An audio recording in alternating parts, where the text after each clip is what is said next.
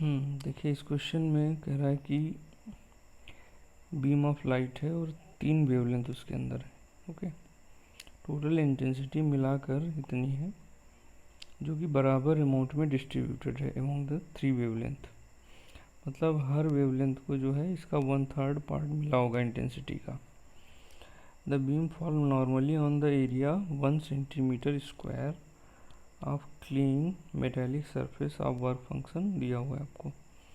Phi की value work function 2.3 electron volt है। Okay, assume that there is no loss of light by reflection. तो बताना है कि कितने number of photo electrons emit होंगे, जबकि हर फोटोन जो कि कैपेबल अगर है तो वो 1 इलेक्ट्रॉन एमिट कर सकता है। ठीक है, तो पहले ये चेक करो कि तीनों फोटॉन्स जो आ रहे हैं वेवलेंथ के, उनकी एनर्जी कितनी है। क्या वो सब जो है निकाल पाएंगे वहाँ से इलेक्ट्रॉन या नहीं निकाल पाएंगे। ठीक है, तो हर एक की एनर्जी निकाल लीजिए। ई की वैल्यू जैसे E1 hc बाई लेमडा 1। ठीक है, तो hc को लिख लो 12400 इलेक्ट्रॉन वोल्ट एंगस्ट्रॉम के टर्म्स में divided by lambda in angstrom. ठीक है, तो इसे सॉल्व करोगे तो ये लगभग आ जाएगा 3 इलेक्ट्रॉन वोल्ट।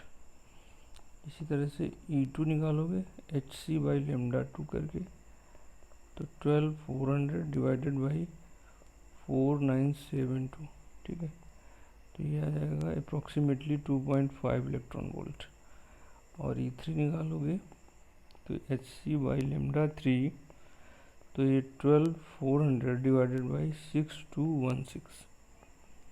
ठीक है, तो ये आ जाएगा लगभग 1.99 या 2 मान सकते हो। ठीक है, इलेक्ट्रॉन वोल्ट।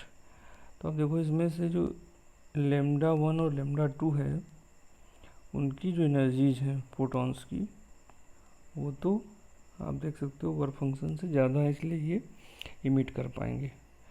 लेमडा 3 वाला नहीं कर पाएगा। अच्छा, साथ में देखो तीनों को जो इंटेंसिटी मिलेंगी, ठीक है, इससे जो इंटेंसिटी मिलेगी वो I/3 होगी।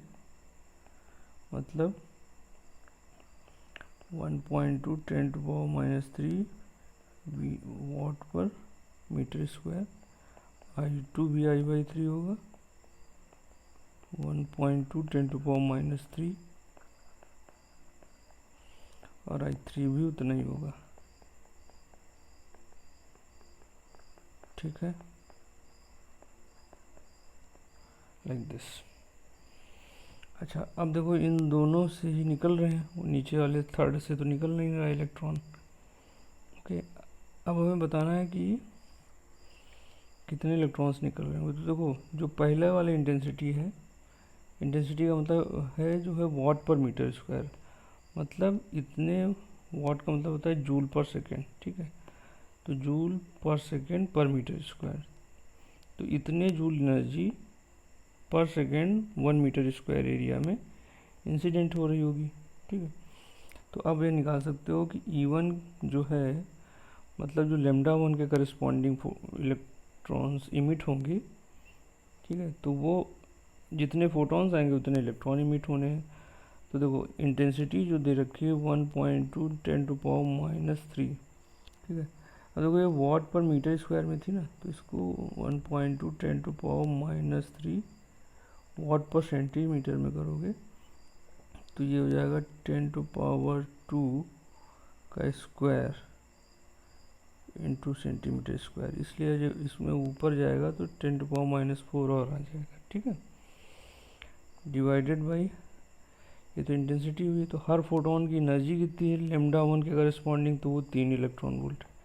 तो उससे डिवाइड कर दीजिए, तो इसमें पता चल जाएंगे कितने फोटॉन्स इसके अंदर पर सेंटीमीटर स्क्वायर एरिया पर सेकेंड में इंसिडेंट हो रहे हैं।